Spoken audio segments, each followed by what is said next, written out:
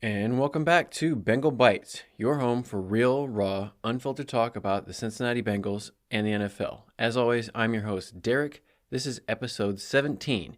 This is the Week 6 recap episode for the Seattle Seahawks against the Cincinnati Bengals. I think I'll title this episode, Sorry, Not Sorry. Because can't apologize for winning the game, and that's what the Bengals did. They won the game. They did enough to win. But it was a frustrating win. It wasn't easy at any point. It was edge of your seat all the way through.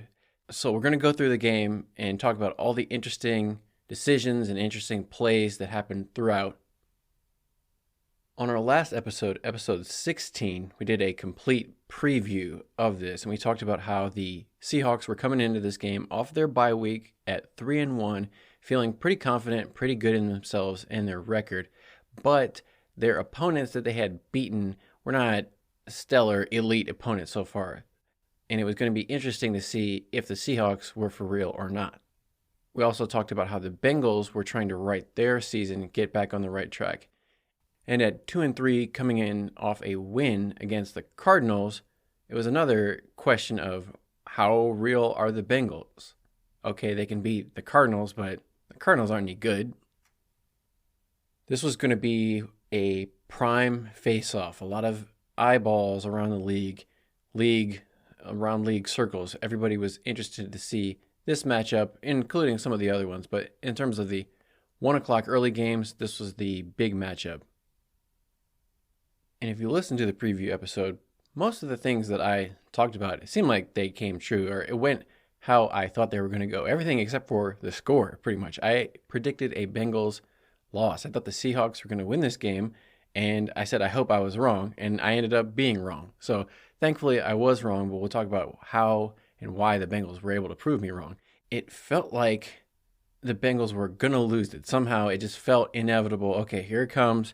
They're going to blow it, but they managed to hang on and do just enough to get the win. And we'll talk through everything that happened in the game, and then we'll go over some of the statistics, team stats, player stats. And when you look at those, it's amazing how the Seahawks dominated the statistics, and it felt like they should have won the game. They won pretty much every statistical category except for the points, which is the only thing that's really important. Going into this game, one of the big things to watch we talked about was whether or not T. Higgins and Chidobe Awuzie were going to play in this game. They both did. T was able to go. Cheeto, he's been subbing in and out with DJ Turner even when he wasn't dealing with a back injury previously, because he's coming back from an ACL injury that he suffered near the end of last season. It was actually in Cleveland on Halloween. Cheeto tore his ACL, so he's still working his way back from injury. He was able to play in this game. And in a similar way, the Seahawks players who had been questionable heading into this game, like Geno Smith, DK Metcalf, Charles Cross, Phil Haynes, all those players, they played for the Seahawks also. So the Seahawks and the Bengals were both at pretty much full strength, or as healthy as you can be in week 6 of an NFL season. The weather for this game in Cincinnati at Paycor Stadium was overcast, mostly cloudy, highs around mid-50s. So it was throughout the game in the 50s, and a little bit of a breeze. Not a strong wind, but maybe about 10 to 12 miles an hour. Just enough wind to maybe impact the throws a little bit, but not enough where it should throw off the passing game too much. It was hard for me to tell whether or not the wind played any role, but there was no precipitation, no rain, so the quarterbacks should have a good grip on the ball to be able to get it out. It looked like Geno and Joe Burrow were both able to throw through the wind pretty well. I didn't see any ducks, any fluttering balls in the wind, but it did seem like they were just a little bit off, both of them, in their accuracy, more so in the second half. I don't know if the wind picked up in the second half or what happened. Neither team said anything about the conditions or the wind, so I assume it was pretty good. The other thing was the temperature being in the 50s made it so that those big guys could stay fresher longer. In some of those hot games, like in Tennessee, it seemed like the defense, when they were out on the field for those long drives, they started to get worn down towards the end of the game. And in this game, the Bengals, even though the Bengals defense was out on the field longer than the offense, even when they got towards the fourth quarter, they were still putting pressure on Geno Smith and the Seahawks offense. So it was like the temperatures maybe allowed them to stay fresh, and they were subbing people in and out of the game. It wasn't the same people playing every play. So they were able to get some productivity from their bench off of their defensive line. But I think, maybe the temperature, being a cool, crisp day out, that helped them a little bit too. Bengals won the opening kickoff, and as they typically do when they win the kickoff, they chose to defer to the second half. When they had been 0-2, Zach Taylor won the kickoff and decided to receive, but as more of their typical fashion, they kicked off to open the game. So the Seahawks got it, their first drive. For whatever reason, most teams this season have had a lot of success on their opening drives against the Bengals. It's kind of like the Ravens, Titans, even the Rams. They had a touchdown called back, ended up being a field goal. But a lot of teams have had opening drive success. And the Seahawks took it down on their first drive. A lot of chunk plays, 10-yard pass to Tyler Lockett, 8-yard run to Kenneth Walker. But Seattle's first drive was a lot like a Bengals drive or any of these other teams. Rams, they all look the same. Like, they all come from the same coaching philosophy, it seems like. They all want to go 11 personnel, meaning, and they always go shotgun, or almost always go shotgun. It seems like every team in the NFL plays almost exclusively out of shotgun with their quarterback now. They'll have one running back in the backfield, one tight end, 3 receivers most of the time. Some of them will go 12 personnel, meaning 1 running back, 2 tight ends, but most people don't use any more than 1 running back in the game at a time, and they'll just switch out whether it's a tight end or a receiver. The Seahawks kind of marched their way down the field. They had some passes to Noah Fant, Jackson Smith and Jigba, Tyler Lockett. Kenneth Walker had a couple solid runs. It looked like he could have had more, but it's like different running style. Like I said, Kenneth Walker, he's always looking to bounce it and looking for a cutback lane, looking how to bounce it outside, but he never or rarely goes just straight ahead, straight up the middle, putting a shoulder into people like a Joe Mixon.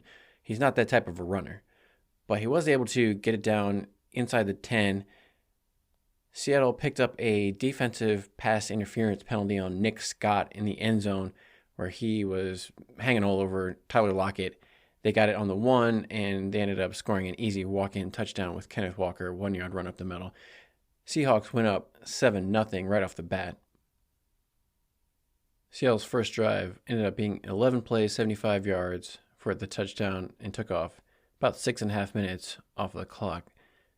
And you're thinking, okay, this is going to be a rough day if Seattle's just going to drive up and down the field all day. This ended up being Seattle's longest drive in terms of plays and yardage of the day, so it wasn't necessarily indicative of how it was going to be the rest of the day. Bengals defense after this made some adjustments, got some pressure on Geno, made him make quicker decisions. I don't know what the difference was, but this was the best drive the Seattle Seahawks had all day. Bengals received the kickoff, and Travion Williams actually got a decent return for 27 yards out to the Bengals 31. So better than a touchback, and we haven't seen too many kickoff returns. Most of the kickoffs have ended in touchbacks. Travion finally got involved a little bit on the special teams. After a couple of plays, Bengals had 3rd and 5. Joe Burrow hit the swing pass out to Joe Mixon in the right flat. Joe Mixon picked up the first down up the right sideline, and before he stepped out of bounds, he put his shoulder into number 22, Trey Brown, for the Seahawks. And that's one of those things where if you're on offense, you want to dish out the hits. You don't want to take the hits. You don't want to just let yourself be a tackling dummy and let guys get free shots of you on the sideline. So that's why Joe Mixon never lets himself just be an easy out. If guys want to tackle Joe Mixon or they want to push him out of bounds, Joe Mixon makes sure that they get the worst end of it. So you saw 22 go flying for the Seahawks. Joe Mixon was feeling himself, and the sideline was hooping and hollering on that one. Joe Mixon was sending a message that it's not going to be an easy day today for these Seattle defenders trying to tackle him. He's not going to just step out of the sidelines and go easy. A few plays later, Bengals had 3rd and 2 around midfield, around the 50. and Joe Burrow tried to throw another pass to the right to Joe Mixon. This time goes through Mixon's hands, incomplete. So that brings up 4th and 2. They're just past midfield. They're at about the Seahawks 46. It's too long to try a field goal, and it's so close. It's only 4th and 2 that you might as well go for it instead of punting it away. And what happens is the Seahawks, I don't know if they lost sight of the situation, what down and distance it was. The coaches, I'm sure, were telling them to be aware, but it's 4th and 2. You have to know that the Bengals were going to try to get you to jump off sides. And that's exactly what happened. Joe Burrow did a good job with his cadence, his voice of simulating the snap. He gave a nice hard hut sound that made the Seahawks defenders jump off sides, gave the Bengals a free first down on 4th and 2. That kept the drive alive because we don't know. I mean, the Bengals could have run the play, converted on 4th down and got the first down anyway. But for the Seahawks, you never want to just give them the first down for free. And that was an extremely costly penalty for the Seahawks because immediately after that offsides penalty on 4th and 2, Joe Burrow completed 7 passes for the rest of the drive, 7 passes in a row until they scored a touchdown. Seahawks had them potentially stopped if they could have held them on 4th and 2.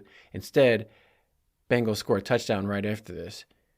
And they were all pretty much short passes. There's a 9-yard pass to Tyler Boyd over the middle, 3-yard pass to Jamar Chase, 5 yards to Travion Williams, 5 yards to Tyler Boyd, 9 yards to T. Higgins, 3 yards to Jamar Chase. Some of these are just swing passes out to Jamar Chase on the sidelines just to pick up some extra yards. The pass to Tyler Boyd for the touchdown was basically just a slant. Tyler Boyd has those kind of quick option routes he can run over the middle, got separation, and walked in for an easy touchdown. And that was just a timing route that Joe Burrow and Tyler Boyd have with each other playing for so long. After McPherson's extra point was good, that made it tie game 7-7. Cincinnati had their first drive go 13 plays, 69 yards, and just about 6.5 minutes off the clock. So a very similar drive for both teams to open up the game. Long, extended drives. Seattle helped the Bengals a little bit by penalty to extend the Bengals' drive, but both teams scoring a touchdown on their first drive. So we were thinking, okay, maybe this is going to be high-scoring, high offensive output game. Seattle takes over with about 2 minutes left to go in the first quarter. 1st and 10 from their own 25, Geno Smith tries a pass deep left to DK Metcalf that looks like it's pretty good. DK Metcalf has it in his breadbasket, but Cam Taylor-Britt is able to get just enough of his hand in there. He doesn't get a hand on the ball initially, but Cam Taylor-Britt gets his hand on DK Metcalf's wrist enough to yank it so that DK Metcalf isn't able to complete the catch. And, Cam Taylor-Britt yanks DK's wrist out of the way so he can't make the catch. It's a good play. It looked like maybe the ball was just a tiny bit underthrown by Geno Smith, but it was good enough. It was just a good play to break up the pass and get his arms in between DK Metcalf's arms. That's what they teach those cornerbacks and DBs to, even if they're not able to get their hand on the pass, put their hand in between the receiver's hands and split their arms. Split their arms so that they can punch the ball out. If the ball ends up being in between their arms, just swipe through so you kind of split down the middle. After that missed opportunity on first down, the Seahawks were not able to convert first down, and they ended up having to punt after that. So they went 3 and out on their second drive. Bengals took over for their second drive, about 40 seconds left to go in the first quarter. After they ran a short pass to Joe Mixon to the left, again, Joe Burrow was able to use his cadence to draw Seattle's defenders offside. So they had a free play. It was going to be offside either way, but the referees let the play continue. And it was the last play of the first quarter. Joe Burrow threw a deep pass to Jamar Chase on the left sideline. It was a situation where Jamar Chase had Tariq Woolen guarding him, and right at the last minute, he broke his route off and gave Tariq Woolen a little bit of a shove. He didn't get called for offensive pass interference, so it wasn't obvious, but he gave him a little shove with his inside hand, right hand, which was away from where the referee was standing, so maybe it was a little less obvious.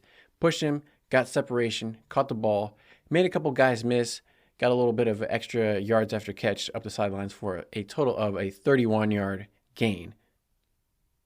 Maybe the most interesting thing about this play was after Ja'Marr Chase caught it, he got up and he did his typical celebration where he got up, he did the two-hand flexing the biceps move.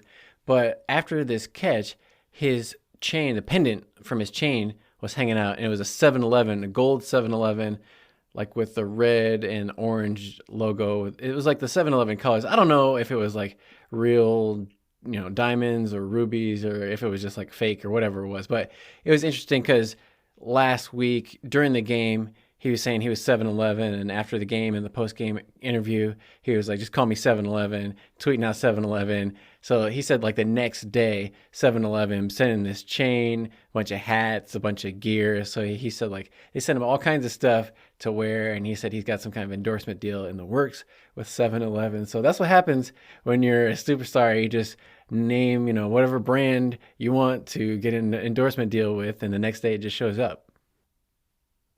Then the next play after the 31-yard pickup to Chase was a 23-yard pass to Ja'Marr Chase, where he was out of the slot on the right and just ran a kind of a skinny post in a soft spot in the zone where they didn't pick him up. Jamal Adams picked up Tyler Boyd and let Ja'Marr Chase go free, and it was just Ja'Marr Chase wide open in the middle of the field. He got a 23-yard gain. Back-to-back plays, Bengals pick up about 55 yards, just Burrow to Chase. They ended up getting it down to the 3-yard line. They had first and goal. Actually, let me go back one play. So they got it down inside the 15. Bengals had 3rd and 2 at the 7-yard line. They needed to get past the 5-yard line to get a first down, to get first and goal. And this is one of the differences between Kenneth Walker and Joe Mixon. On this 3rd and 2 play, Joe Burrow gets the ball. He gives it to Mixon. Mixon makes one step to the left and then plants hard and drives upfield straight ahead, doesn't mess around at all, goes straight ahead, puts his shoulder down, and picks up the first down and a couple more yards. He sees the linebacker. He sees everybody's up there. There's not a huge hole, but he doesn't care. He sees a little bit of daylight and bursts ahead for as much as possible. In other runs later in the game, if we're watching Kenneth Walker, he doesn't make this type of run when they need those 2 yards. He doesn't plant his foot. He's like too much dancing around, looking to cut it outside and make a burst, break it out to the outside, to the sideline, a home run ball, when sometimes it felt like he had yards he could have just got if he would have just powered forward. And Joe Mixon, this is an important run. 3rd and 2, they can't get stopped here. They can't afford to settle for a field goal. A first down, first and goal is very important. And that's where, even though Joe Mixon, he's not hitting those kind of home run runs, just picking up this first down is crucial in this situation. And what happens after they pick up the first down? First play from the 3, Burrow gets it, fakes to Mixon. They've got Yossi Vash lined up on the left slot, or he's on the left wing, I should say. There's a tight end, then Yossi Vash is on the wing. They've got Chase and Tyler Boyd, twins, up to the top on the right side. Burrow gets it, catches. I think they're looking for Yossi Vash in the back of the end zone, but he ends up getting held off the line of scrimmage by number 33, Jamal Adams. And Burrow doesn't like what he sees out on the right to Chase and Boyd. They're just trying to, I guess, set up kind of maybe a screen look, but they've got that covered. The Seahawks have Chase and Boyd covered up top. So then Burrow buys some time, drifts out to his left because there's nobody. Seahawks, for whatever reason, aren't able to get any pressure on Joe Burrow, even though they're down on the goal line. And they let Joe Burrow just kind of run around free. He backpedals to his left. And that's one of the things that, again, he was not able to do previously. And in this game, he just makes it look so effortlessly. It almost looked like an Aaron Rodgers type of scramble where he's just casually just kind of strolling around out there, backpedaling. Mahomes or an Aaron Rodgers or maybe even a Tom Brady type where he was just, it wasn't what we had seen previously this season from Joe Burrow. It was the Joe Burrow of old where he's out there making plays, just not a care in the world. He finds Andre Iosivas coming from the back of the end zone. He's streaking towards the left pylon. Iosivas streaks in front of Tariq Woolen to give himself position so that Burrow can throw it to him in front of Woolen, and he makes the catch in the left side of the end zone before he goes out of bounds. That's his first touchdown in the NFL. Joe Burrow went and grabbed the ball for Yossi Vash because he didn't even realize it was a touchdown. He thought maybe it was a penalty because Jamal Adams actually got called for a penalty for holding Yossi Vash off the line of scrimmage. So it's crazy. This guy, Yossi Vash, he's a rookie in the NFL. He only has one catch in his entire career, and he's got Jamal Adams getting holding penalties on him, and then Tariq Woolen couldn't even guard him in the end zone, and Tariq Woolen was a Pro Bowl as a rookie last year. And that was good to see. Yossi Vash got a touchdown on his birthday also. Yossi Vash turned 24. He said that was one of the best birthday presents he'd ever had. And his family was at the game. He told the reporters later that his parents, his siblings, maybe even some cousins were up in the stands. So that was cool to have his family there to see him score his first touchdown in the NFL. On his second catch, no less. After the extra point, it was Bengals 14, Seahawks 7, with about 12 minutes to go in the first half. Seahawks started their third drive from their own 23-yard line. They picked up a couple of first downs on short plays. Then on their third set of downs, Seattle tried to do a play-action pass deep, but for whatever reason, Geno Smith didn't like what he saw down the field. He held onto the ball and eventually ended up checking the ball down to his running back, Zach Charbonnet, out of the backfield to the left for a minimal gain. But down the field, DK Metcalf got called for an unnecessary roughness penalty where he was running his route. Geno Smith didn't throw him the ball for whatever reason, and I guess that frustrated DK Metcalf. He felt like he was open, should have gotten the ball, so then he came back and started to block Cam Taylor-Britt, the Bengals cornerback who was guarding him on the play.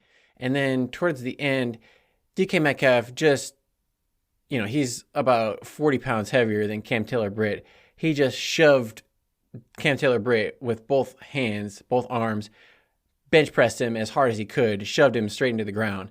And he got an unnecessary roughness penalty because they said the play was over and the whistle was blown, or he should have known that the play was over and the whistle. It's kind of an in-between situation. It was definitely unnecessary. Like, they weren't anywhere near the play. Cam Taylor-Britt wasn't anywhere in position to make a tackle on the ball carrier.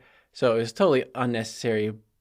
But if, maybe you could have a reasonable excuse to say, you're so far away that you couldn't hear the whistle or not, or whether or not the whistle had been blown to know whether the play was dead. Still, kind of a silly penalty pickup by DK Metcalf. There's no reason to really do that, just except for frustration. I get it. Like, as a football player, you're frustrated. You're not getting the ball. You feel like you can just physically dominate this guy, and you just want to, he let his emotions get the best of him in that situation. And, obviously, if it were a fight, I would put all my money on DK Metcalf instead of Cam Taylor-Britt, but it's not a fight. It's a football game. And so that's the thing about DK Metcalf is, like, physically, he's got all the tools, all the gifts to be a stud freak athlete. But in terms of football skills, football game awareness, he might not be quite at the top of the NFL in terms of that. There's other guys like Jamar Chase. Like, I would say DK Metcalf is superior in a lot of ways physically to Jamar Chase, but Jamar Chase is a much better, more intelligent, more skilled football player. Anyway, I'm not sure how much of a big deal this ended up being, because right after this 15-yard penalty, it put Seattle at 2nd and 21. They hit a 32-yard pass to the right sideline to Tyler Lockett, where Tyler Lockett got a pretty clean release on Chidobe Awuzie, number 22 for the Bengals, had a step on him, and it was a perfect pass from Geno Smith, what they call drop it in the bucket, where he hit him perfectly right in stride. The ball seems like it just drops out of the air into Tyler Lockett's hands. There's nothing Cheeto can do, almost like the touchdown Cheeto gave up against the Ravens. Nelson Aguilar against the Ravens, where it was a fade to the right sideline where the quarterback just drops it in the bucket. It's not bad coverage by Cheeto, but perfect pass by the quarterback, nothing you can do. So that wipes out a lot of the penalty that DK Metcalf had picked up on the previous play. However, the Seahawks are not able to do anything with the ball after that long pass. They end up having to punt again. Part of the reason they had to punt was 3rd and 11. Geno Smith, it looked like he had an open receiver in Jackson Smith and Jigba on his left side, but I don't know if he was focused too much on DK Metcalf because he was complaining about not getting the ball in these previous plays where he felt like he should have gotten the ball and he got the penalty. He's probably complaining like, hey, you should have thrown me the ball. Why didn't you throw it to me? So maybe Geno Smith was too locked in on DK Metcalf because it looked like he had a wide open receiver. But for whatever reason, Geno held on to the ball, held on to it, and eventually tried to run around. But he's a number of times in the game, I had to do a countdown. Geno was holding the ball for like 6-7 seconds. That's way too long. Like, if you're holding the ball for more than 3.5 seconds in the NFL, you got to expect to be sacked. There's got to be a timer going off in your head. Okay, 1001, 1002, 1003, I got to throw it.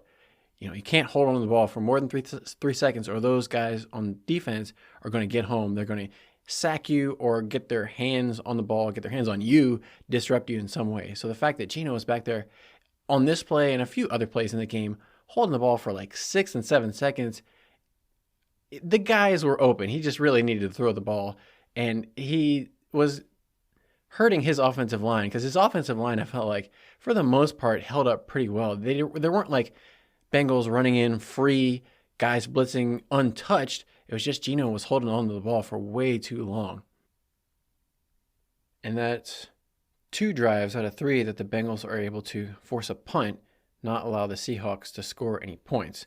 Seahawks are playing more of the field position game. They punt it to the 13. The Bengals pick up 1 first down, but they're not able to pick up a second first down, so they have to punt it away also. Brad Robbins hits a short punt, but it gets lucky. Like, it looked like the ball went about 35 yards in the air, but then it bounced and rolled another 11 yards. So it ended up going about 46 yards with no return. That's the thing about Brad Robbins, the Bengals punter, is he doesn't get a lot of distance on most of his punts, but he is leading the league in fair catches. He's not punting very far, but the other team isn't returning the punts back. So the net is not that bad. But we'd still like to see him get inside the 20. Like, this punt ended up going to the Seahawks 21, so just outside the 20. You want to get a little bit deeper into the other team's territory, push them back a little bit further than Brad has been so far. But the Seahawks come out and they're able to get a good run on the second play of their drive. They pop off a 21-yard run. Kenneth Walker off the left tackle gets a good block, and Dax Hill is able to stop him after the gain. I talked about in the preview how if Kenneth Walker was able to get past the safeties into the second and third level of the defense, he was going to be gone for a touchdown. Dax Hill does a very good job of preventing that from happening. He's the safety on this play. He does a good job of not letting Kenneth Walker get past him and minimizing that gain. Yeah, you don't want to get a 20-yard gain, but nothing more than that. It was a good job by Dax Hill. I was glad to see that because he's not necessarily the biggest guy, and I was kind of concerned, Derrick Henry. I mean, obviously it's a different beast, different animal trying to tackle Derrick Henry versus Kenneth Walker. Dax Hill did a better job against Kenneth Walker than Derrick Henry, which is understandable. I don't know why Kenneth Walker, he's not small. He's 5'9", 211, but he just doesn't play as big as he is, or as big as I think maybe he should. But I don't know, that's Kenneth Walker's style, and maybe that could be beneficial in the long run because as running backs, they take a lot of punishment, take a lot of abuse. That could maybe extend Kenneth Walker's career by not taking all these hits and all this pounding. Seahawks are able to pick up 1 more first down. They get across midfield, but then the Bengals defense stiffens up. They force an incomplete pass to Tyler Lockett, a loss of 1 yard on a run to Kenneth Walker. Then on 3rd and 11, Seahawks try to do maybe a deep pass to DK Metcalf, but the Bengals looks like they run a zero blitz or an all-out blitz where they're going all man-to-man coverage across the board. They send Dax Hill, the safety, off the left edge. They have basically 2 people coming unblocked at Geno Smith. They have Trent Hendrickson coming off the left side, Dax Hill coming off the right side. Both those guys meet at Geno Smith and knock him over right as he's trying to throw the ball. Seahawks don't end up converting that, so they have to settle for a 55-yard field goal from Jason Myers, which is good right down the middle from him. So he shows why he's a $3 million a year field goal kicker in the NFL. No problem with the 55-yarder. But the Bengals are able to prevent the Seahawks from scoring a touchdown there, and that keeps it at 14-10 Bengals.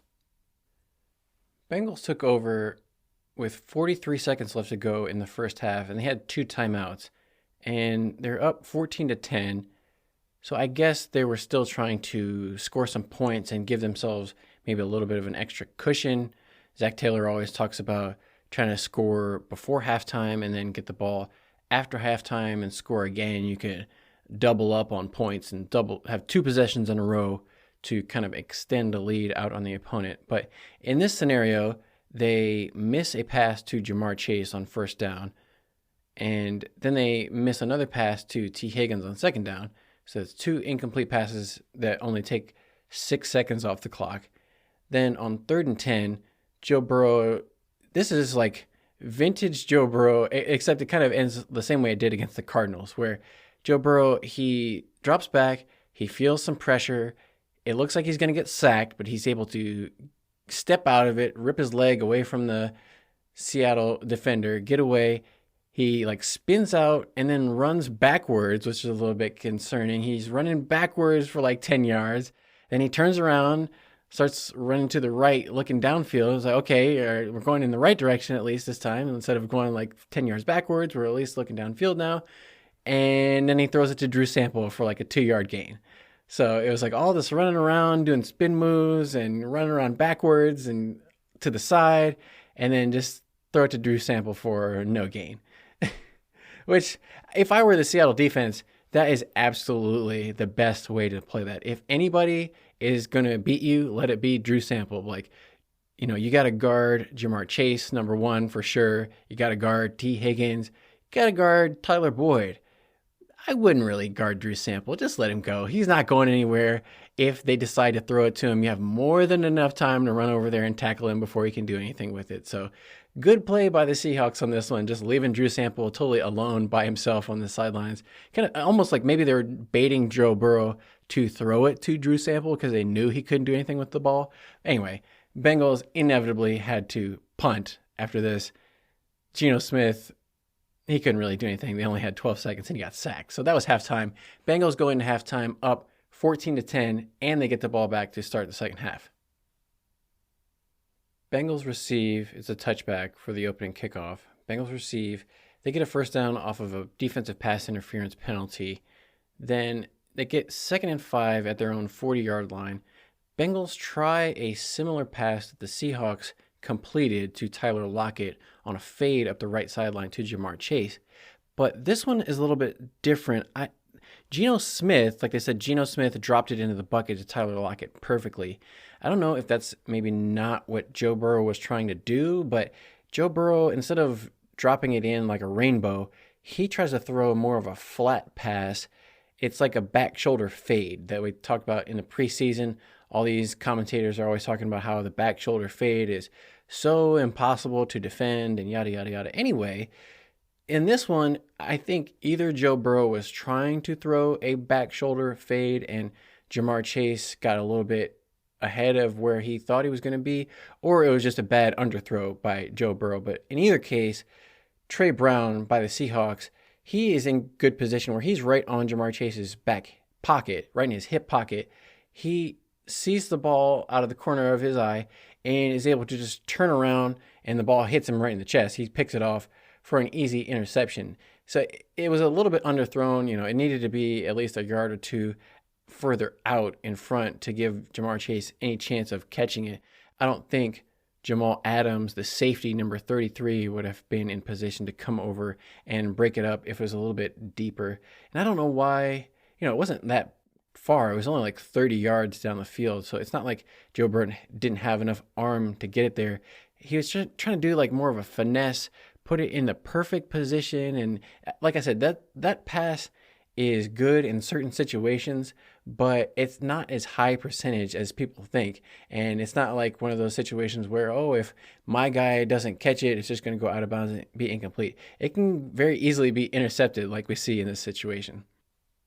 Part of it is the cornerback, Trey Brown, did a good job of widening Jamar Chase out to the sidelines in not necessarily pass interference, but he didn't let Jamar Chase squeeze him inside. He forced Jamar Chase all the way out to the sidelines to the point where there was no room on the sideline for Jamar Chase. He was pretty much running up the sideline with nowhere else to go. And that's why Joe Burrow's pass maybe was a little bit inside, or maybe it wasn't where he wanted it exactly. I think it's probably Jamar Chase should have hugged it to the inside a little bit to give Joe Burrow more space to the outside to fit that ball, but it was maybe also a little bit inside. Hard to say.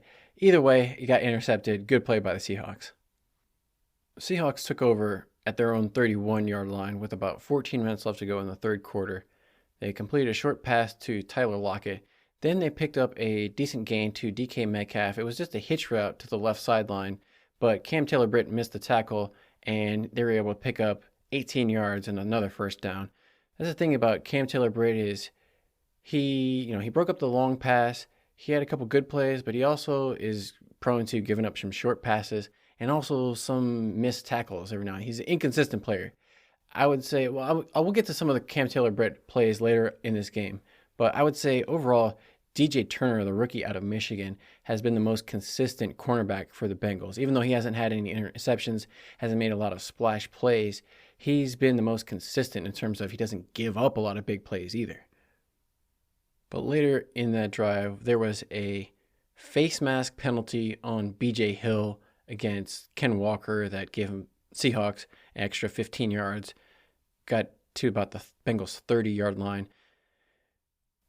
Then the Seahawks completed a pass to the left side to Jake Bobo.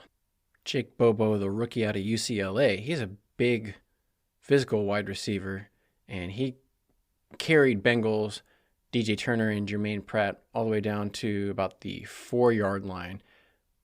Again, the Seahawks have it close down inside the Bengals' 5-yard line, and it's looking like they may score a touchdown. But it was an odd play. They had second and goal. They tried a rollout pass to the right where they faked the run to Kenneth Walker. Then Geno Smith was going to roll out. But Kenneth Walker tried to block Sam Hubbard, the defensive end. He tried to do a cut block on him, which if you're outside of the tackle box is illegal.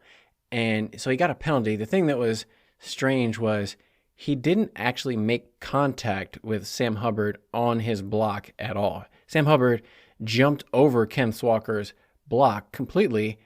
And so it's a weird thing where they're calling a penalty based on intent, not on actually making the block. So you would never see like illegal block in the back, but the guy didn't actually touch him, or face mask, but he didn't actually touch his face mask.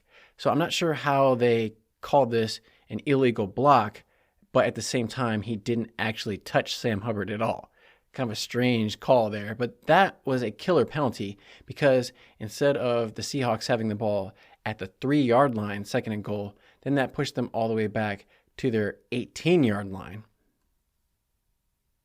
Then on the very next play, a second and goal from Seattle's 18, Seahawks make another mental error where Geno Smith, he tries to throw a pass into double coverage to Jackson Smith-Njigba, number 11, the rookie out of Ohio State. But it's badly underthrown. Mike Hilton is able, very similar play that the Seahawks just made to the Bengals. Mike Hilton is trailing from behind. He's able to turn around and intercept the pass in front of Jackson Smith-Njigba. It was a worse throw, I would say, by Geno Smith. Joe Burrows was maybe a little bit underthrown. Geno Smith was a lot thrown. And I really have no idea why he was trying to throw it there because, like I said, it's only second down. It's not like it was that critical that he needed to throw into the end zone and into double coverage. There was open receivers. He could have hit Kenneth Walker to the right, who had plenty of room to at least catch and run and maybe pick up, 8 or 10 yards and get some of the yards back. They didn't need to go for the touchdown on this one play, and a horrible decision by Geno. Even worse, pass compounded that horrible decision, gave the ball back to the Bengals at their own 3-yard line. After the Bengals took over, they were able to pick up one first down, mostly on a run to Joe Mixon to just get it out of their own end zone. Then they completed an 11-yard pass to T. Higgins for another first down. But after that, they didn't do too much. After the Bengals pick up the first down to give themselves a little bit of breathing room, they try to run maybe like I don't know what it was, maybe a play action play or something to the left, but Ted Karras gets beat off the snap by Jarron Reed, barely gets a hand on him. He goes right around Ted Karras, sacks Joe Burrow for a 2-yard loss. Bengals pick up a little bit back on 2nd and 12. They give it to Chase Brown for a 4-yard gain. But then on 3rd and 8, Cordell Volson, he just gets steamrolled. Like we've seen a number of plays from Cordell Volson, but number 55 for the Seahawks, Draymond Jones, he just bull rushes Cordell Volson and literally just shoves him out of the way. Shoves Cordell Volson onto the ground, just slings Cordell Volson out of the way like he's a sack of potatoes and goes and runs straight at Joe Burrow and sacks him just in about 2 seconds. Cordell Volson, man, it's a rough day in the office for Cordell Volson sometimes. When he gets help from somebody else like Ted Karras, he can hold his own and he can take part in a double team. But if you ask Cordell Volson to block somebody one-on-one, he doesn't always turn out the best. It's just weird that 2 plays out of 3, Seahawks were able to get a sack on Joe Burrow when most of the day the Bengals offensive line had held up and were able to protect. But it's also a factor of Joe Burrow is getting the ball out of his hands quickly like he has been doing most of the season. So the Seahawks weren't able to get home. And maybe that's why this makes Geno look even that much slower when he's standing back there holding on to the ball for 5, 6, 7 seconds at a time. By comparison, in the same game, you see Joe Burrow getting the ball out in 2.5, 3 seconds. Makes Geno look that much slower. On the Brad Robbins punt, he gets off a 50-yard punt, but DJ Dallas returns it for 23 yards to Cincinnati's 43. So it's a net of 27 on the punt, and Seahawks take over with good field position. They get a first down after a couple plays. Then they try a pass deep to the right to DK Metcalf that goes out of bounds. And again, same kind of like where Chase was not having enough room on the sidelines, DK Metcalf was pretty much running almost up the sidelines, almost out of bounds. So when he caught the ball, he was already out of bounds. Even though he caught it, he had no opportunity to get any feet in bounds, an incomplete pass, and he ended up hurting his hip on the play. I couldn't tell if he landed on it wrong or somebody hit him, but he ended up having to go into the locker room. And I don't know what that means because he came back and played the rest of the game. So when you see a player go into the locker room for a hip injury and then he comes back, what are they doing in the locker room? I'm assuming they gave him some kind of painkiller or some kind of injection or something. If it was hurting, they didn't tape it up or wrap it up or do anything. So I don't, other than some kind of painkiller, I'm assuming that's what they were doing. Just shooting him up with some kind of painkiller injection so he could play the rest of the game and not feel it. But when he went out on that play, the Seahawks next play completed a deep pass to Jake Bobo again, 20 yards and a first down. On this play, Dax Hill came up and hit Bobo in the helmet to helmet. Every referee almost on the field threw the flag. It was immediate flags everywhere. So Dax Hill is probably going to get a fine from the NFL for that unnecessary roughness penalty.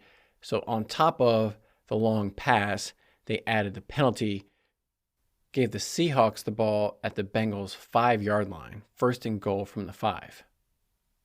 But the Bengals defense, they do their typical bend but don't break, as they have done at the end of last year and into this year. They hold Kenneth Walker on 2 carries to 0 yards. Basically, he got 1 yard and then negative 1 yard. And, it's hard for me to say. It didn't look like the line was opening up that big a hole. But again, when you're down inside the 5-yard line, I wish Kenneth Walker would do less dancing and more just straight ahead, put a shoulder in and push behind your offensive line. The Eagles do the Jalen Hurts brotherly shove, tush push, whatever you want to call it, where everybody just gets in behind the quarterback, the ball carrier, and just push ahead all together as one mass, to one giant force together. I don't know why Seahawks didn't do that. There was more spread everybody out, Kenneth Walker dancing around in the backfield and get tackled for no gain. Anyway, on 3rd and goal, they tried a quick out pass to Tyler Lockett, covered one-on-one by Cam Taylor-Britt. Cam Taylor-Britt broke up the pass at the point of contact so that Tyler Lockett couldn't make the catch. It looked to me like a questionable call. If I were a Seahawks fan, I would have said that that was defensive holding, if not pass interference. It wouldn't really make any difference. It was in the end zone, so it would have been a automatic first down for the Seahawks. But it looked like Cam Taylor-Britt had both hands wrapped around Tyler Lockett's waist the whole time and was holding him, pulling him back, and used his hands to, prevent Tyler Lockett from moving out and getting the ball. I don't know why the referee, because there was 2 referees looking at it. He definitely had his hands on him. I don't know if they just decided that it was not enough contact to warrant drawing the flag in that situation, but I don't know. It's kind of one of those where it was, I don't know. I'm glad they didn't call it, but I could see where if I was a Seahawks fan, I would definitely be upset that it was not called. I guess they would say, maybe the referees would say, because he didn't pull or twist or like move him, he just had his hands on his hips and on his sides, but I don't know. It seemed like a lot of contact to me. Anyway, the Seahawks ended up settling for a 23-yard field goal to bring themselves within 1 point and make it 14-13 with 2.5 minutes left to go in the 3rd quarter. Bengals received the kickoff, short run to Joe Mixon on 1st down. Then 2nd and 5, we see Joe Burrow scramble out to the right, and this is by far the fastest Joe Burrow has run in a game. Like, you could just tell he was running at top speed. It was a full, flat-out sprint. As in the other games, it looked like more of an 80% stride. This was our, Joe Burrow at the Joe Burrow that we know. And I think they said in the stadium they put up the fastest ball carriers of the game, and Joe Burrow was on the list at 19 miles an hour. For Joe Burrow, 19 miles an hour is pretty fast. He's not Jamar Chase, who got into the 21.5 mile an hour range. Joe Burrow is more, 20 is probably going to be where Joe Burrow would max out even on a good day. So 19 miles an hour from Joe Burrow, I'll take that. Unfortunately, they don't give out extra points or yards for running fast, so it was just a 1st down, and Bengals ended up sputtering out on that drive. They got it to a 3rd and 1, and Joe Burrow tried to go up the middle, but Jordan Brooks and Jerron Reed for the Seahawks stopped them. The Bengals couldn't get any push up front from their interior offensive linemen, and Joe Mixon tried to go up over the top, but he got stopped before he could get it anywhere. So Bengals ended up having to punt again. It was a 40-yard punt, fair catch, down to the Seahawks' 16-yard line. Seahawks take over with 14 minutes left. They're trailing by 1 point to the Bengals. Bengals up 14-13. Seahawks take over on the next drive, and on this drive, 2nd and 9, Geno Smith completes the pass to Jackson Smith and Jigba for 18 yards across the middle. Just kind of found a soft spot in the Bengals' zone defense, and Geno Smith got a good pass to it. Smith and Jigba has been kind of quiet throughout this day. He had a few passes, and he's been out there, but didn't hear too much from him. He didn't get a lot of targets either. Just throughout the game, I was trying to watch him when I went back and watched it a little bit more, and he just doesn't look that fast. Like, I know he didn't run a fast 40-yard dash coming out in the combine and stuff, but like just watching him on tape, he just looks kind of slow compared to all the other receivers out there. He doesn't have like a burst.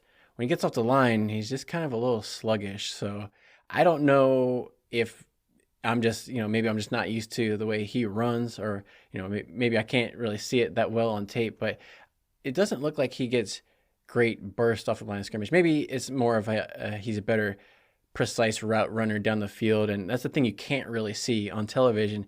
The guys kind of disappear off the screen, and the finer parts of their route running is lost a lot of times unless you go back and watch the All-22. But even then, I don't know. I just didn't see that much speed in the Smith and Jigba game.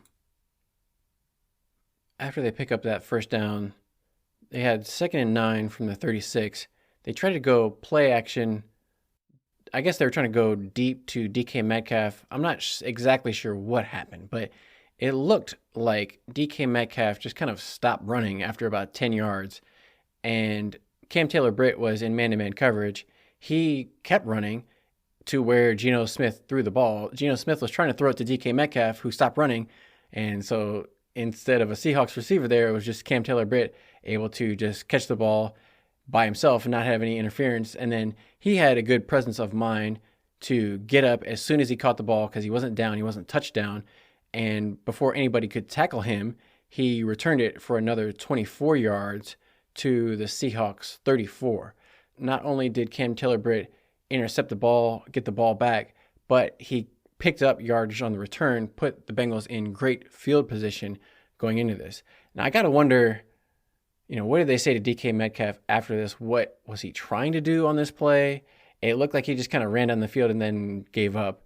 And he didn't even make the tackle. That's the worst part, is he ran on the field, just started jogging, and then let Cam Taylor-Britt make the interception, and then he didn't even tackle him. Terrible effort by DK Metcalf on that play. Great effort by Cam Taylor-Britt. Unfortunately for the Bengals, after they got the ball back at the Seahawks 34-yard line, they did absolutely nothing with it. 3 incomplete passes in a row. First down was an incomplete to Jamar Chase to the left, where it looked like it was a little bit behind him. And he had been behind Chase and T. Higgins in the first half also on a couple plays. Then 2nd and 10, incomplete pass across the middle to Jamar Chase, where Devin Witherspoon, the cornerback who was the first-round pick, everybody was talking about matching up on Chase, he was trailing Jamar Chase. He got in such good position that Joe Burrow hit Witherspoon in the back with the ball. So Witherspoon was in such good position guarding Jamar Chase, even though he couldn't see where the ball was, didn't necessarily know that it was coming. He put himself in a place to block it just by the fact that he couldn't, Joe Burrow can't throw through him. So it was good defense. It's kind of a scary situation when you, as a quarterback, hit a defender in the back with the ball, because they easily could have been intercepted if the guy would have just turned around. I guess you have faith that the guy won't turn around because he's, in that angle guarding Jamar Chase, that Jamar Chase is somehow going to catch it. It's just kind of something you don't often see. It's not that frequent that some guy just happens to get hit in the back, but that's what happened. I thought it hit him in the head initially, but it literally hit him right in the back. Then 3rd and 10, they had Irv Smith split out wide to the left. He ran like a 5-yard in route. I don't know if he was supposed to stop or what the deal was, if Burrow was behind him or if he ran the wrong route. But either way, it was off-target pass, went through Irv Smith's hands. You could call it a drop, but it was pretty far behind him. I mean, Irv Smith has not been impressing anybody at all. I think he had 1 catch for 5 yards in this game on 2 targets. Not really blowing the doors off so far this season is Irv Smith in the tight end room for the Bengals. So they ended up having to settle for a 52-yard field goal. They got it at the 34, did absolutely nothing with it offensively, 3 straight incomplete passes. But luckily, they had Evan McPherson to nail that 52-yard field goal to extend their lead to 17-13. That makes it a 4-point game instead of a 1-point game. And the 4 is especially important instead of a 3, because they need a touchdown. A field goal doesn't do the Seahawks any good in terms of they wouldn't be able to tie or beat the Bengals with only a field goal. They need a touchdown or 2 field goals. After the touchback, Seahawks take over at their own 25-yard line with about 12 minutes left to go in the 4th quarter. 1st and 10, they throw incomplete, but they pick up a roughing the passer penalty on DJ Reader. DJ Reader, it's a tough call.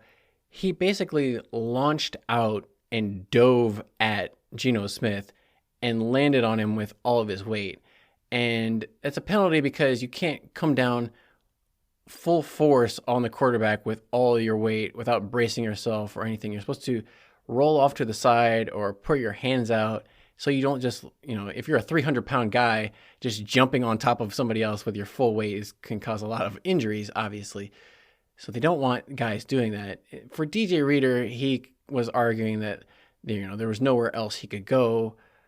But if you look at it, he pretty much just like I said, just launched out and dove 100% at it. Like back in the old days, you could get away with that kind of stuff, but they don't want to see quarterbacks getting completely smashed like Tony Siragusa style anymore. That's how a lot of players in quarterback, especially because the quarterbacks get paid so much money, you don't want the quarterback just being like a human pinata back there. So I understand why they threw the penalty on DJ Reader. On the next play, the Seahawks ended up getting an illegal block in the back penalty on Kenneth Walker. This is another illegal block by Kenneth Walker in a bad situation where they had a illegal block below the waist on Kenneth Walker on the goal line on Sam Hubbard previously. Now we got illegal block in the back on him, wipes out a good gain. So they had pushed them back to 1st and 15 at their own 35. They weren't able to overcome that, and they ended up not converting the first down, had to punt the ball back away. Bengals take over from their own 14-yard line with about 9 minutes and 45 seconds left to go in the fourth quarter. They pick up one first down off of a pass to Jamar Chase, short pass, 13 yards. They run a couple more plays, but then Joe Burrow gets sacked on 2nd and 5 for a loss of 7 yards, where it looked like the Seahawks, they only rushed 4 guys, but they were showing more that could possibly blitz before the play. So maybe the Bengals offensive line got a little bit confused. They tried to overcompensate to the left and let the guy on the right go. So Boye Mafe, the end for the Seahawks, Jonah Williams didn't even put a hand on him, not a finger. He came in completely untouched and sacked Joe Burrow in about 2 seconds flat. Like, I tried to time it, and Joe Burrow had absolutely no chance on that play. It was 2 seconds, sack. Obviously, that killed the drive. 3rd and 12, they tried a swing pass out to Travion Williams, who ended up losing 2 yards. I don't know why Travion Williams is the 3rd down back. Can we retire Travion? I know he's a good pass blocker, but he is not going to break any tackles. Jamal Adams was the guy guarding Travion Williams. Jamal Adams was a 1st-round pick. Like I said, Travion Williams was 6th-round pick for a reason. I think he might have been, was he 6th round or 7th round? Not very high. Needless to say, Travion Williams has done next to nothing in his NFL career. I don't know why we keep putting him out here as the 3rd down back, expecting anything different. Anyway, they do not convert on the Travion Williams. It's the same thing with Drew Sample. Drew Sample and Travion Williams, 3rd and long, please no. Anybody else? Bengals have to settle for a Brad Robbins 38-yard punt on 4th and 15. So just when you need to flip the field, get some good field position, we get a 38-yard punt out of Brad Robbins. It's a fair catch. Again, no return, so it could have been worse, but we were looking for a better field position because the Seahawks take over at their own 36. They only have to go 64 yards to score a touchdown. Seahawks take over. They get a short gain on 1st and 10. Then 2nd and 6, Geno Smith completes the pass deep on the left sideline to DK Metcalf, who beat Cam Taylor-Britt off the line of scrimmage. It was just a deep fade before Dax Hill, the safety, could get over and break up the pass. This time, it was not underthrown by Geno Smith, so good pass by him, good catch by DK Metcalf. Again, I don't know why they have to complete them so far along the sidelines that as soon as DK Metcalf caught it, he immediately ran out of bounds. Like, if he could have stayed in bounds, it could have been maybe a touchdown or a much bigger gain, but for whatever reason, like they complete these passes just tiptoeing along the sidelines, don't give themselves any margin for error. But hey, it's a 30-yard pass. I'm sure they'll take it. They continue to get a couple more first downs, move the ball into the Bengals territory. They had Geno scramble a couple times. He scrambled for 11 yards on a pass play, and then they had a design run. Geno picking up a little bit more yards, but they got it down to the 7-yard line. They had 1st and goal at the 7-yard line. They're down 4, and there's 3.5 minutes left to go in the game. So down by 4, 3.5 minutes left. They need a touchdown. 1st and goal, Geno Smith takes a sack for 12 yards, pushing them back to the 19-yard line. That is the worst play in that scenario that you could possibly do. Anything. Incomplete pass, even a sack for 5 yards wouldn't be that bad. But Geno Smith, and he has done this a number of times. He got away with it once in this game, but I think I've seen him in previous games. Maybe it was the first game of their season against the 49ers. He took a big, bad sack like this. But, field position is the most important thing. When you have it first and goal, you're already close to the goal line. You can't lose 12 yards and push yourself that far back. And the thing that was frustrating if you're a Seahawks fan was Geno had room, not a lot of room, but he had an opportunity to step up in the pocket. The Bengals defensive ends, Trey Hendrickson and Sam Hubbard, were closing in on him from either side, from the left and the right. But he had some space up the middle where if he had stepped through the traffic, he could have gotten away and made something happen. But for whatever reason, instead of that, he tried to spin backwards and he spun himself right into Sam Hubbard. So even if he had just stepped up and got tripped up and still got sacked, he would have lost maybe 2 or 3 yards. He wouldn't have lost 12 yards. That's a horrible mental error, kind of like the interception that he threw previously. Another mental error by Geno Smith that is hurting the team in this situation. They picked up a little bit of it back to a pass to Jackson Smith and Jigba over the middle for 13 yards, so they got down to the 6. But then it's 2:08 left, not quite the 2-minute warning. 4th and goal, Seahawks get sacked. Geno Smith, he's standing back there. It's 4th and goal. You have to throw the ball. You can't take a sack. I don't know why. Obviously he knows that, but he had time.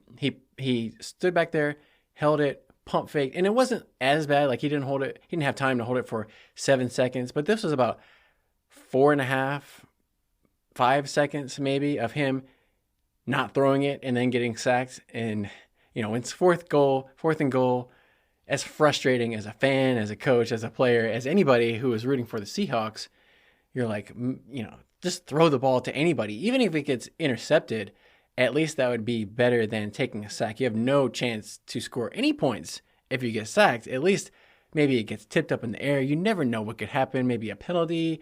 Something could possibly, go your way if you just throw the ball. He didn't even throw it.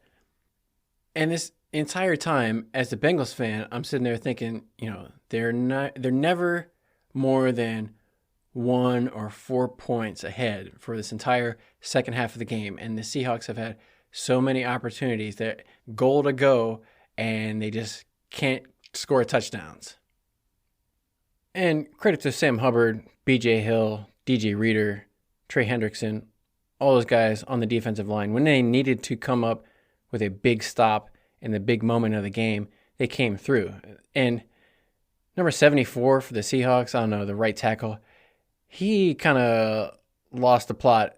He kind of fell off in this game. I don't know if he was getting tired or what, but towards the end of the game, especially in the fourth quarter, Sam Hubbard was having his way, doing whatever he wanted. He was doing swipe the hands down, power moves, rip moves, all kinds of moves later in the game, they did a stunt around, but Sam Hubbard was abusing the right tackle for the Seahawks towards the end of this game, especially.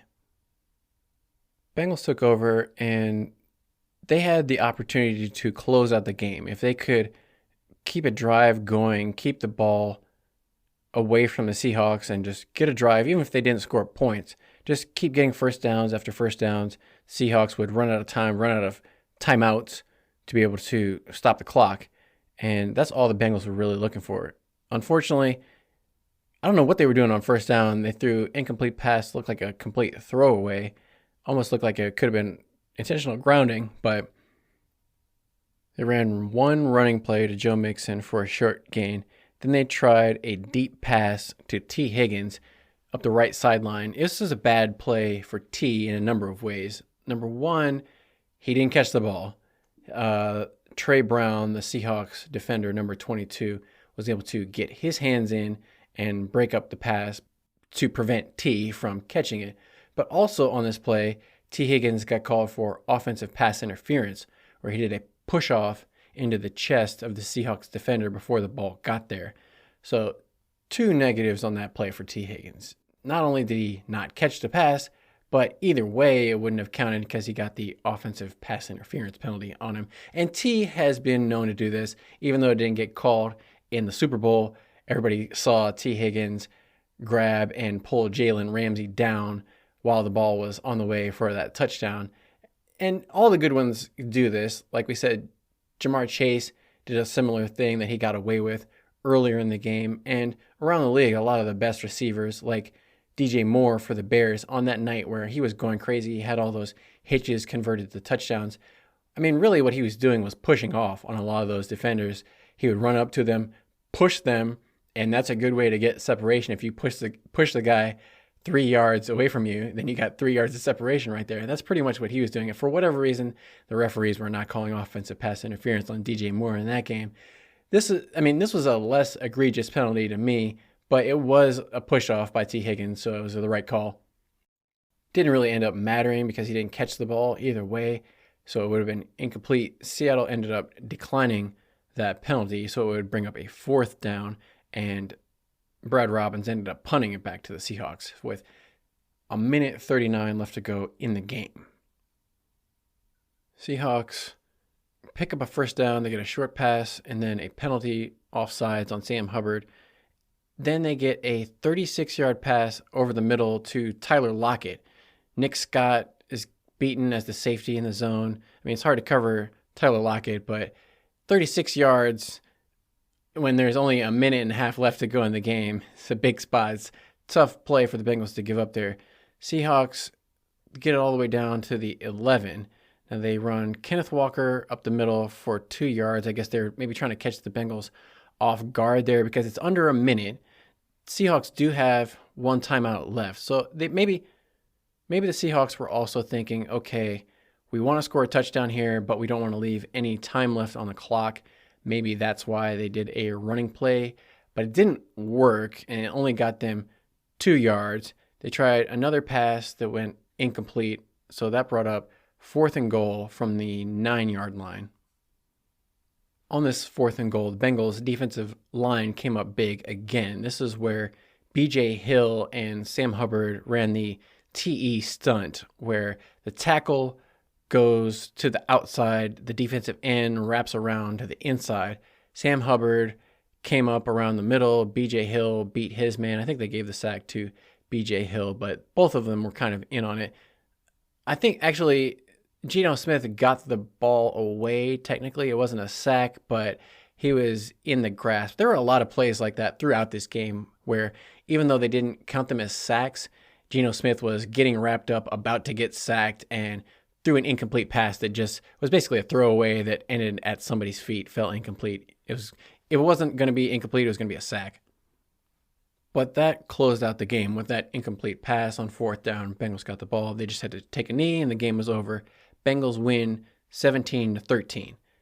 If you go back and look at those past couple possessions for the Seahawks, they did have the opportunity because they failed on 2 4th downs in a row.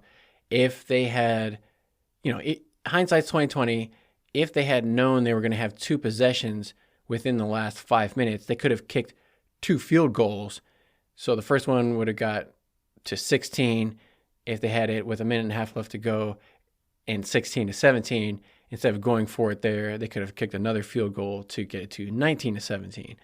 But since they were down by 4 with so little time left, it's hard to really fault Pete Carroll and say he should have counted on his defense stopping the Bengals offense and keeping the score within 1 so they could get the ball back and score another field goal. I totally understand where it's that late in the game, you are down by 4 points, got to go for the touchdown, not the field goal. I get it. You want to assume that you're going to get the touchdown, not have to rely on your defense to stop them quickly on a 3 and out like they ended up doing, and get the ball back for 2 field goals in that short amount of time. Now the Bengals are 3-3 going into their bye week after this win. Seahawks are 3-2. For the Bengals, they can feel a lot better than they would have if they had lost, certainly. They got the back to 500. They don't have a losing record. There's more optimism. One thing that was the negative coming out of this game was Orlando Brown, their left tackle, free agent that they signed for big money in the offseason. He did not complete this game. He went out with a groin injury. about 2/3 of the way through the game, replaced by Cody Ford at left tackle. Cody Ford was a former second-round pick. I think he played with the Bills before this and didn't do too great, obviously, because they cut him. Got signed by the Bengals. Cody Ford and Orlando Brown were former college teammates at Oklahoma. I think Cody Ford probably played with Joe Mixon there too. But he did okay. He wasn't like a noticeable liability for the Bengals. Although they didn't score any points, didn't move the ball in the second half. I wouldn't say that Cody Ford was necessarily sticking out as giving up a lot of pressures or sacks from his position. It was interesting to see because it was right after Cordell Volson got mauled and steamrolled and thrown out of the way that they came back and they saw Cody Ford on the field. So Charles Davis immediately assumed that the Bengals must have benched Cordell Volson. He was like, oh, you see Cody Ford is out there. Cordell Volson must be, and then he stopped because he saw Cordell Volson standing right next to him. So he's like, oh, wait, Cordell Volson's out there too? Okay, never mind. So yeah, it's like, as a fan, I was thinking the same thing Charles Davis was, where I was like, all right, yeah, that makes sense. Get Cordell Volson out of there. He just gave up a sack and he looked horrible. So maybe let's just try out Cody Ford. But then it was like, no, actually, Cordell Volson's still in there. And one of your best offensive linemen is getting replaced by his backup. So it went from like maybe a potential good thing to definitely a bad thing. So that's going to be something to watch.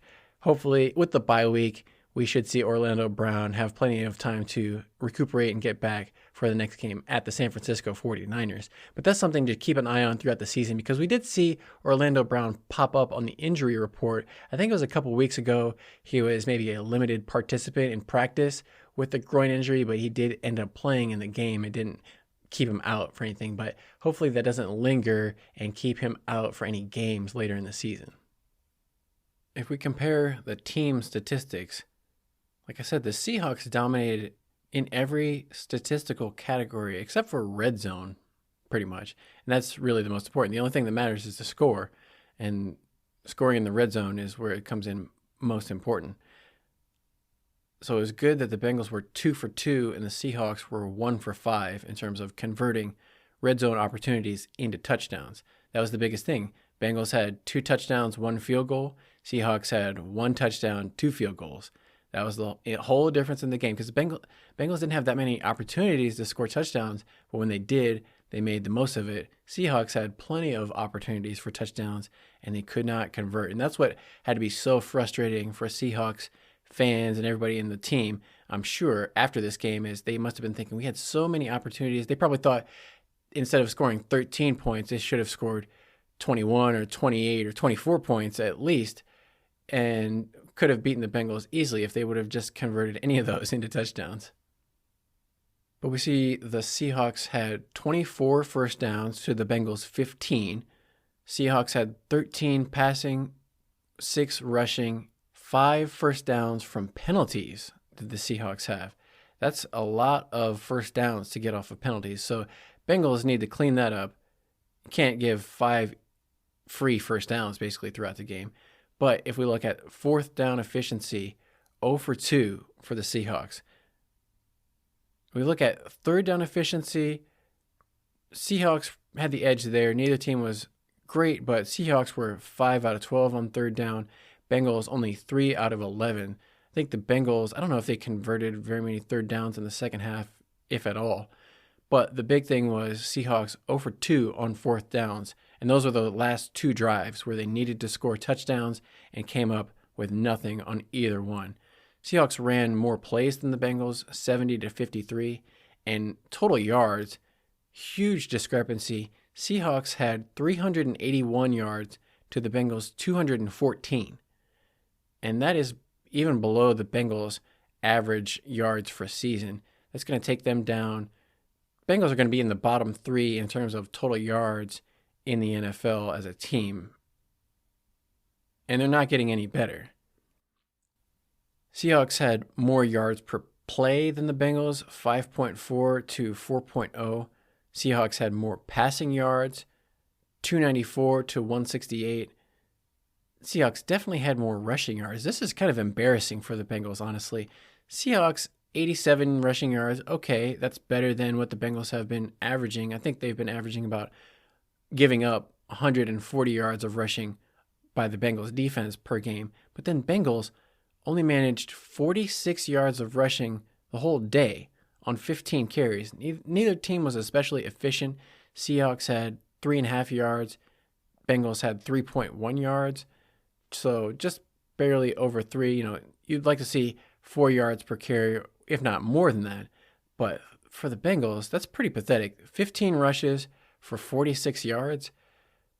I mean, like the passing game, 168 yards, not great either, but 46 yards for the entire game, that's pretty pitiful. I mean, like we said, there's going to be games and there's going to be situations where they need to run the ball to run the clock out.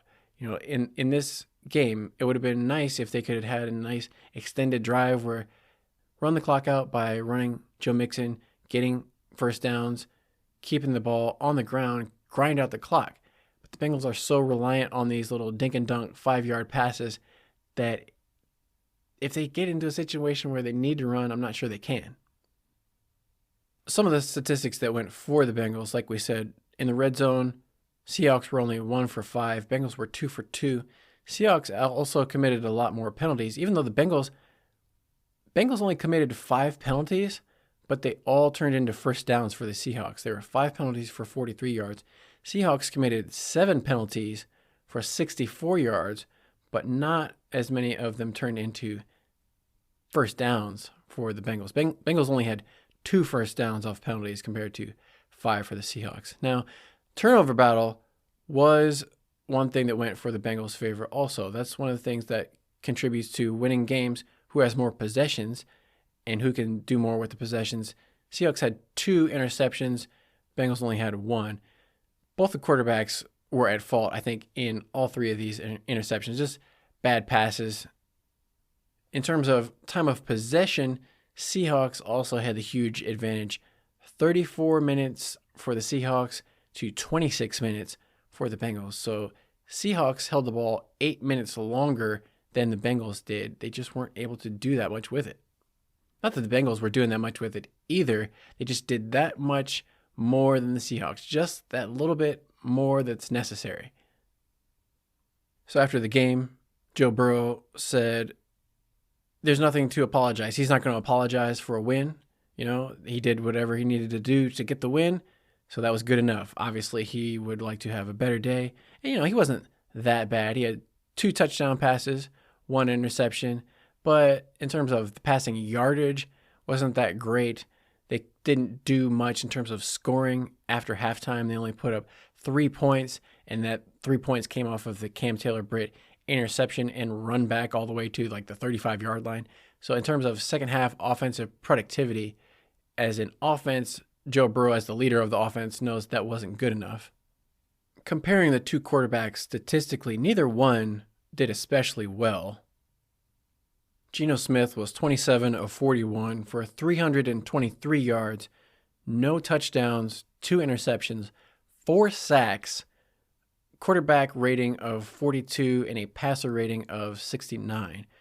Joe Burrow was 24 of 35, 185 yards, but 2 touchdowns, 1 interception, 3 sacks, QBR of 36, and a passer rating of 88. It's kind of surprising to see that big of a discrepancy in the yardage between the 2 quarterbacks because in terms of completions, Geno completed 27, Joe Burrow completed 24, not that far off, but Geno was averaging 7.9 yards per pass attempt, and Joe Burrow was only averaging 5.3, 8 to 5.3, basically 2.5 yards per attempt farther than Joe Burrow. And they didn't really have too much success on any deep passes. The only pass they completed, I think they only attempted 1 pass over 20 yards, which was intercepted along the right sideline. Other than that, they may have completed, I think the 1 pass to Jamar Chase on the left sideline was more of a catch and run. He caught it about 20 yards down the field and picked up another 10 to get a total of 30, but they didn't throw downfield, basically. The Bengals did not test the Seattle defense deep for whatever reason. Everything was within 5 to 10 yards of the line of scrimmage or behind the line of scrimmage in a lot of cases. And that's been kind of the MO for the Bengals all season, but you wish they would stretch the defense a little bit more, or I'm not sure why they don't. Maybe, the Seattle defense has good safeties and they don't think they want to risk throwing it deep, but we saw it is possible with some good game planning and strategizing to get Jamar Chase open deep down the field like they did against the Cardinals. In terms of the running backs, Kenneth Walker for the Seahawks had 62 yards on 19 carries, 1 touchdown, long of 21, and an average of 3.3 per carry. Geno Smith also chipped in 20 yards on 4 carries with a long of 11. Joe Mixon for the Bengals had 38 yards on 12 carries, no touchdowns, long of 5, and an average of 3.2. So when you compare those two runners, they were pretty much how I was talking about in the preview, where Kenneth Walker was, I guess you'd call him patient. I don't even know if that's the right word for it, but he's always trying to look for the bounce outside move, break it one way or the other. He's not very much of a straight ahead, plow forward runner, which Joe Mixon is. Kenneth Walker, he had that long of 21. That wasn't really a break outside. That was just good blocking, good play design, and got him out into the open field, and he was able to advance for 21. But he had a couple longer runs of like 8 or 9 yards that Joe Mixon wasn't able to get. But he also had some losses and some short yards where he wasn't able to gain anything. And if you look at the next-gen stats, comparing these two, Joe Mixon, he had 12 carries, 38 yards, long of 5. But most of his carries were 3 yards, 4 yards, 5 yards, not losing any yards, not gaining a lot of yards, but just consistently grinding out tough, needed, very, very much necessary yardage.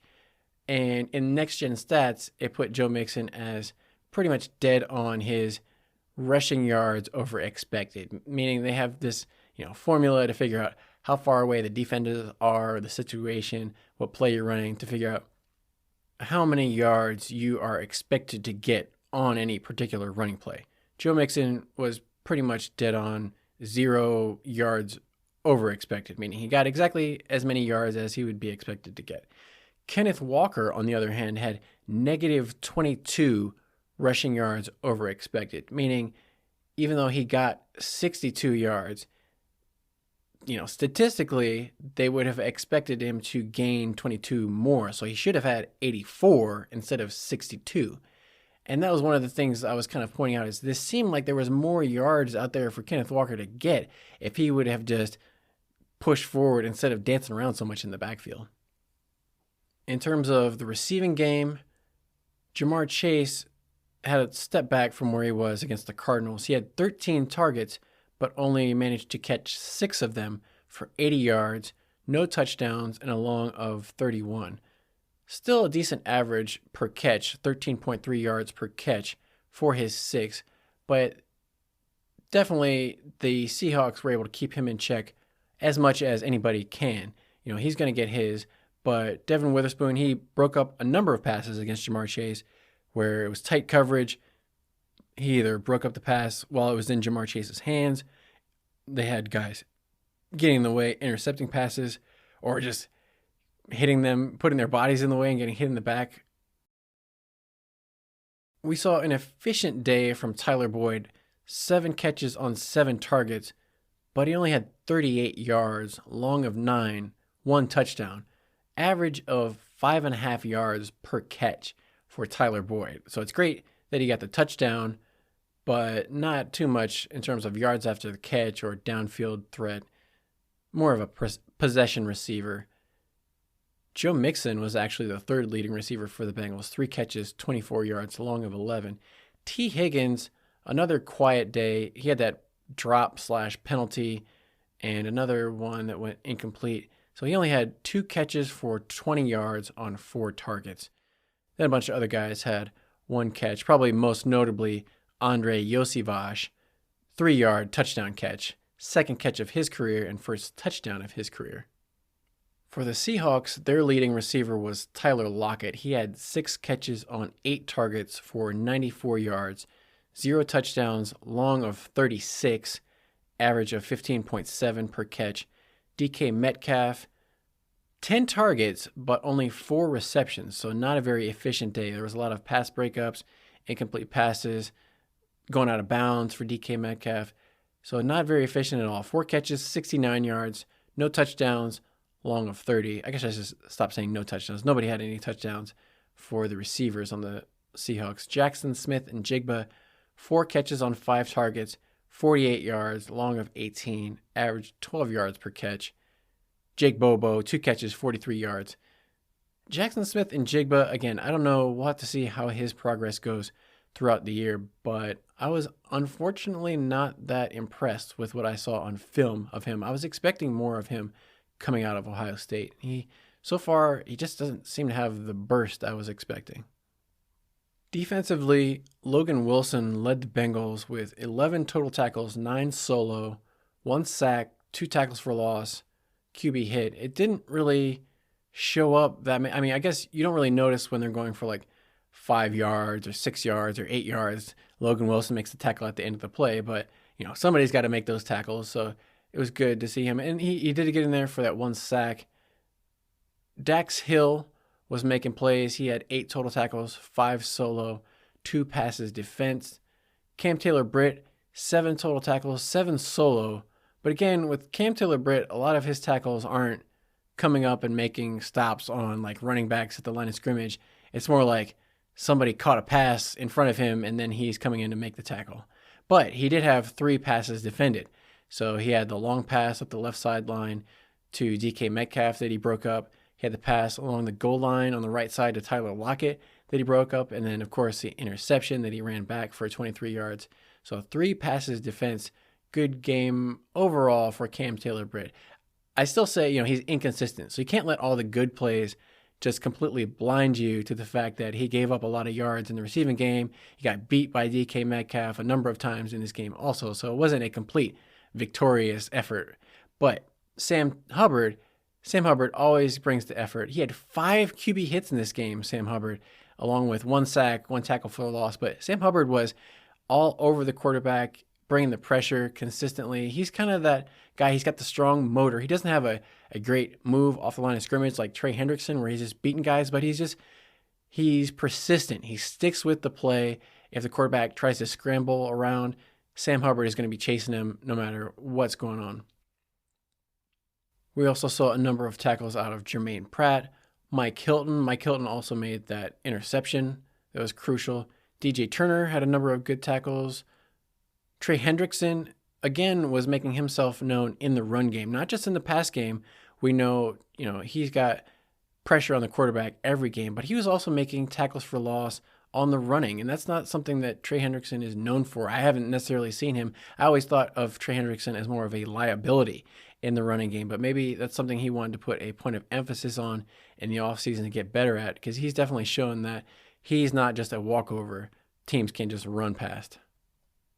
It was also good to see the return of the defensive interior in terms of DJ Reader, BJ Hill, Josh Tupou making plays, making stops up the middle on run, making pressure on Geno Smith up the middle. So much better than we had seen previously. We hadn't heard a lot from DJ Reader and BJ Hill in most of these games leading into this. So finally, some action from the guys up front. In terms of the Seahawks defense, their defensive secondary, probably not surprisingly, was a strong point for their team, especially considering that those are some of their most highly paid guys. Quandre Diggs led the team with 8 tackles. Jordan Brooks, their middle linebacker, one of their middle linebackers, had 7 total tackles. Jamal Adams had 4 tackles and a tackle for loss. Devin Witherspoon was in on 3 pass breakups, and he also had 4 tackles. So Devin Witherspoon, keep an eye on him. I don't know if he's going to be in Pro Bowl consideration this year as maybe a nickel cornerback, but he had a pick 6 against the Giants. He had a number of pass breakups against Jamar Chase, who's one of the top receivers in the league, and he's a rookie, Devin Witherspoon out of Illinois. Keep an eye on him.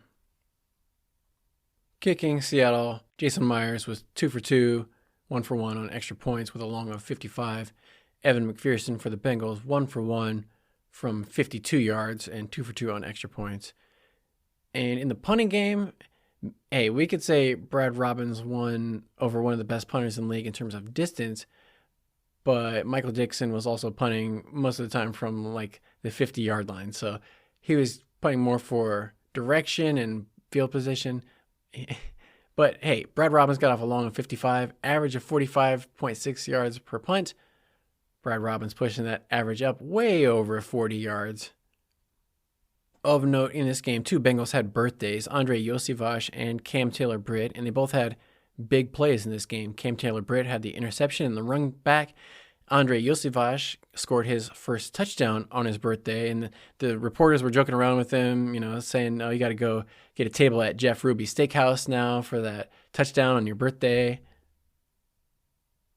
Andre said it was a good birthday present. He can't remember a whole lot of better ones as a young kid, but get a touchdown from Joe Burrow on your birthday is a pretty good way to celebrate. After this game, it was tough to figure out how to really feel as a fan, as an observer, because going into this game, the Bengals had a losing record. They needed wins, and so it was good to get a win. Obviously, it's good whenever you get a win. It's hard to win in the NFL, like they say, so you got to appreciate all of them. But the questions after the game were like, Zach Taylor, what happened to the offense? Why did the offense stall out in the second half and not move the ball at all? They had come out first half, scored 2 touchdowns on their first 2 drives. And then after that, they didn't really move the ball at all. Even on the field goal that they got in the second half, they went 3 plays, didn't move the ball even a yard. It was 4th and 10 when they kicked the field goal. So the offense did not produce anything after the first 2 drives. After the game, they asked Zach Taylor what happened. He said, typical, well, we'll have to go watch the tape. Because that's what they always say after the games. You never know. We'll just go watch the tape. Of course, the next day, after watching the tape, they asked Zach Taylor, okay, Zach, you've watched the tape. What happened? And as typically Zach Taylor does, he gave a complete non-answer. He said absolutely nothing, as all of these NFL head coaches do. I mean, you're not going to realistically expect the coach to come out and say, well, they did this and they did this and this and that, and this is exactly what stopped us, because you can't say that because then every other team will just copy that. So you don't want to say exactly what your weakness is. I understand that. But at the same time, like these coaches, when they just say absolutely nothing, like Zach Taylor, his answer was, well, we had a 3 and out and we had a penalty and we had this. And he just went through the list of sequence of things that happened in the game. It's like, yes, Zach, we all watched the game. We know what happened. We're asking, why did it happen? He never says why. So, what's the point of asking Zach Taylor any questions ever? I don't know. It didn't make you feel good. I think if it had been reversed, like if the Bengals had not scored any points up until the end of the game, and then all of a sudden they scored like 2 touchdowns in a row, then it would have been like the story would have been completely reversed of, the Bengals get off to a slow start, but then offensive explosion leads the charge. Bengals figure it out. They change and adapt, make the adjustments they needed to make, and finally win the game. But no, it was like they came out to a good start, got off hot, did everything they needed to do, and then hung on and barely just won the game and didn't lose. And it's just a weird, so it's just, as a Seahawks fan, looking at those statistics and watching the game, I'm sure the Seahawks fans are thinking it's really frustrating to lose the game, but at least they felt good about, man, we could move the ball up and down the field on those guys. We stopped their offense, prevented them from scoring points for the most part. Like, if you hold an NFL team to 17 points, that's not bad. You should win mostly. Like, you expect your offense to be able to score more than 17 points on average in most games, and if they can't, then that's the offense's fault. It's at least not a losing effort by the defense. If anything, you got to put it on the offense. Say they had plenty of opportunities. If you're talking about the Seahawks had plenty of opportunities and just didn't capitalize on any of them. So I went and I watched the Pete Carroll show. Pete Carroll has a radio show that he does, and he was talking about the game, and he was saying how weird it was. He was like, I feel totally different after this loss than the loss that they had at the beginning of the season, where the Seahawks, they lost to the Rams, wasn't really that close. Felt like, oh man, we got beat. Game against the Bengals, he was saying like, we played actually pretty well. The only thing that didn't go our way was the score, like the final score. We just didn't score enough points. But otherwise, like, offense played pretty well, defense played pretty well, special teams was good. It's just a matter of not finishing those drives in the goal line down near the red zone, scoring touchdowns, converting instead of coming away with field goals and interceptions, turnover on downs. They just really, Seahawks only had themselves to blame and shot themselves in the foot. If you're a Seahawks fan, you wouldn't say necessarily that the Bengals defense beat you or that Jamar Chase or Joe Burrow beat them. They would probably feel like they beat themselves. And for Bengals fans, it's tough to take. I mean, yeah, it's like a win, but Bengals had so many opportunities to put the game away. They had multiple chances where they had the ball near the end of the game. They just needed to pick up a few first downs, run the ball, run the clock out, soak the drives, and you can win the game. And they just couldn't do it. They kept having to punt, give the ball back away to the Seahawks, kept giving the Seahawks more and more chances. And that was frustrating because why can't they just put them away? It was like once they got a lead, the Bengals turtled up, went totally conservative, or just couldn't get anything done. They're still throwing the ball. They just couldn't complete any passes, couldn't get anything going in the running game. Nothing was working for the Bengals. And that was what's really frustrating is you figure, no, they didn't make the adjustments. The Seahawks made the adjustments. The Bengals didn't. But at the same time, which one was worse? Because the Seahawks also scored only 3 points in the second half. And part of that was because they had all those turnovers, interceptions that negated points, bad sacks by Geno Smith took away points. It was more self-inflicted by the Seahawks of not being able to score points, giving the ball away when they should have been scoring. Overall, going into this bye week, week 7, we can at least feel good knowing Bengals are back to 500, somewhat of a clean slate. You can't say, you need to be over 500 probably to get into the playoffs, but at least they're not way out of the race. They're still one game behind the Ravens, and because they lost to the Browns already, they're below the Browns in the rankings head-to-head. So the Bengals are going to need to pick up some wins in the second half of this season, particularly against AFC teams and AFC North opponents if they want to secure their spot in the playoffs. But overall, feeling much better about the season outlook and the prospects for this season than I was after week 2. Same thing about the scoring in the game. Same way for the season, how it's gone. The Bengals lost their first 2. Now they've won 2 in a row.